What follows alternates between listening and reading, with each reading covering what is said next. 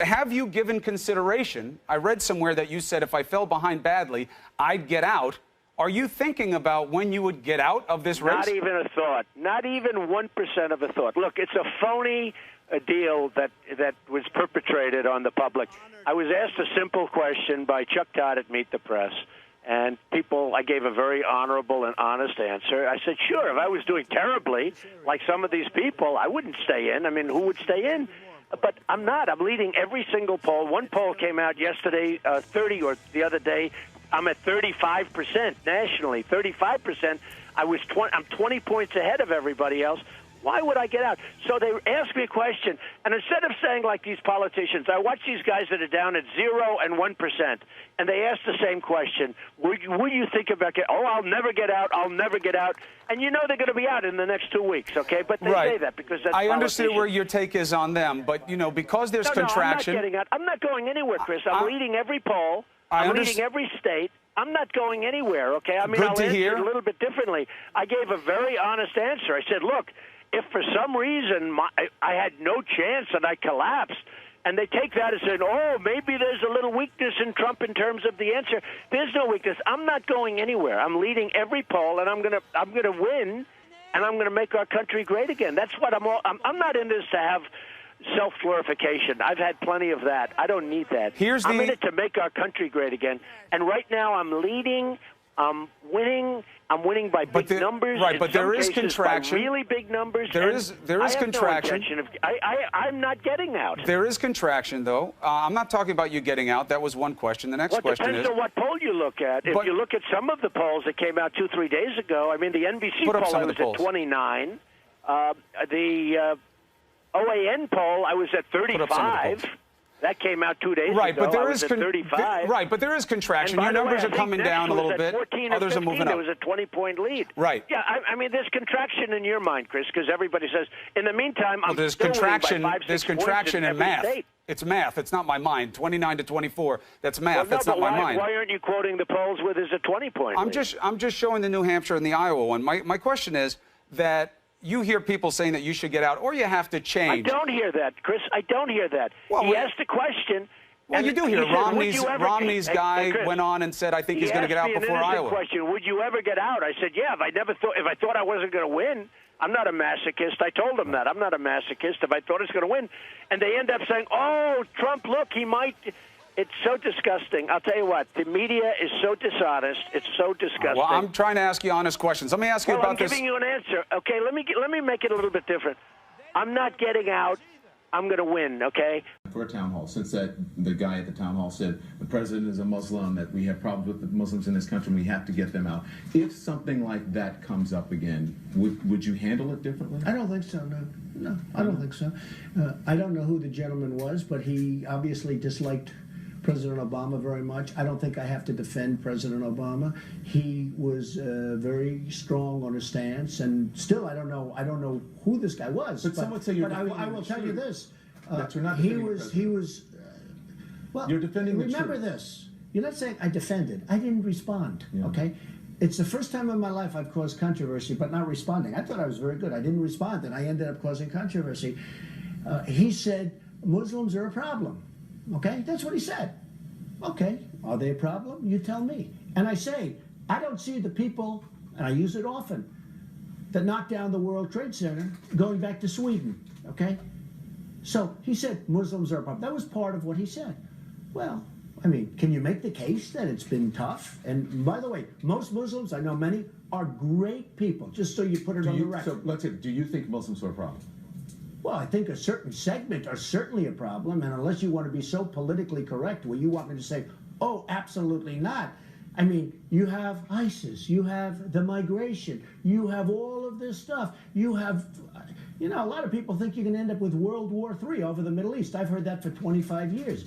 There's something going on when you see beheadings. I mean, beheadings, we haven't seen that since medieval times, beheadings. You see dunkings, they call them dunkings, drownings, where they put people in a cage, dump them in the ocean. There's something going on. Yeah. So when he said Muslims are a problem, am I supposed to say, oh, look, again, you know, you probably won't put this part. I have great friendships with many people who are Muslim, living in this building, okay, living here. but I have great friends. They're phenomenal people. And most of them are like that. Have they but asked you you about their certainly comments? have. What do you say to them? By the way, they think we have a bigger problem than we do. Okay?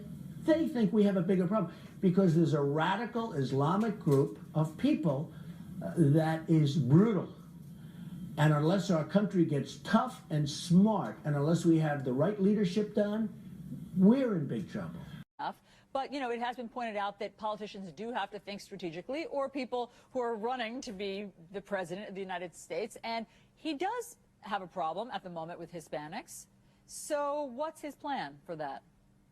Well, the plan is to continue to move forward with his message. I mean, a big part of that problem, as you call it, is because a lot of the statements that he's made in the past has been pulled out of context by the media.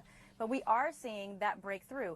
There are more and more people reaching out to the campaign, Katrina, I'm sorry, wanting clarification. I'm sorry, I have to interrupt you there. Saying that they're sending their rapists, they're sending their criminals. That's Mexico, not all he said. He said, and I assume some those good are people. Department of Homeland Security statistics of the criminal aliens who are in this country. These are the things that have occurred because we have an open border. And Hillary Clinton herself voted for the border fence, but no one even talks about that. This is a matter of national security, and Mr. Trump was just stating the number of reasons why we need a wall. Well, as you know, it was perceived by many Mexicans and Hispanics as being insulting. Thanks to the media.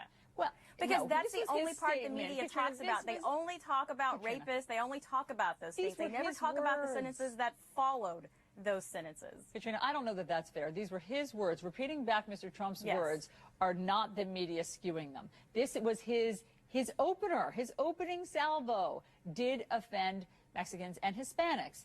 So you're saying that the point now is what? That he doesn't feel that way? That he does feel that Mexico and immigrants coming here are made up of different demographics? Changed. Nothing's changed at all. My point is it's skewed simply because the media only plays the first few sentences. They don't play the rest of the entirety of what he said, which is some are here, some are working, some are good people. But no one ever hears the second part of that message, and that is because the media doesn't want people to hear the second part of that message. Paul Manafort, one of Mr. Trump's top advisors, does say that things are changing, and that they're changing with some of Mr. Trump's.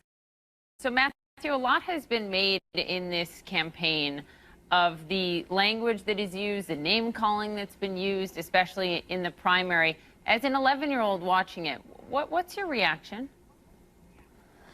I really think that listening to a few bad words coming out of Donald Trump is a lot better than people getting blown up by terrorists, people getting burned alive, heads being chopped off, and people getting drowned.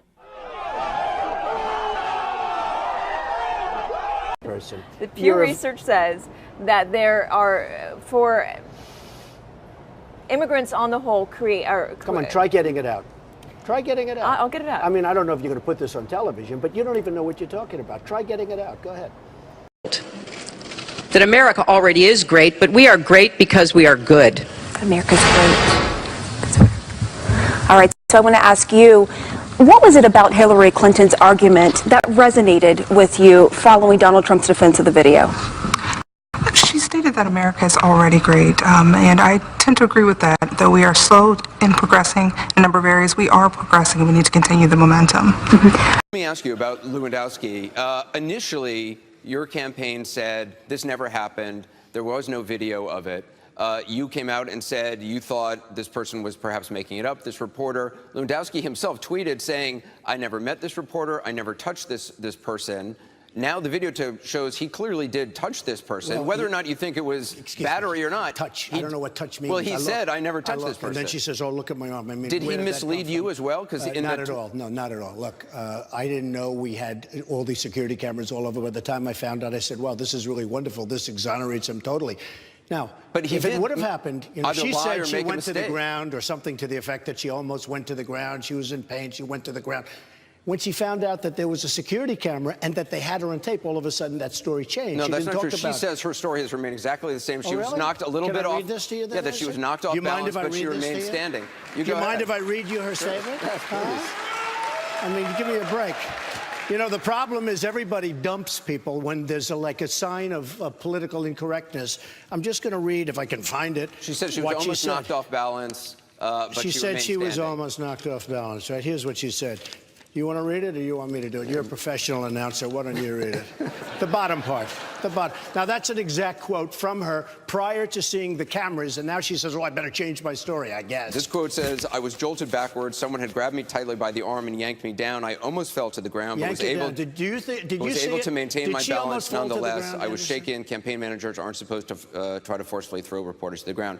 She did not go down the ground. No, let me just, okay, before she knows, folks, look, I'm a loyal person. I'm going to be loyal to the country. I'm going to be loyal to Wisconsin.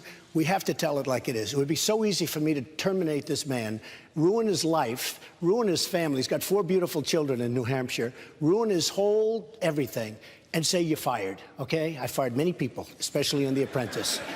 But look what she says, Michelle Fields, who, by the way, she's not a baby, okay? In her own words, exactly, I was jolted backwards. Well, she wasn't. I mean, she's standing there. Someone had grabbed me tightly by the arm, and yanked me down.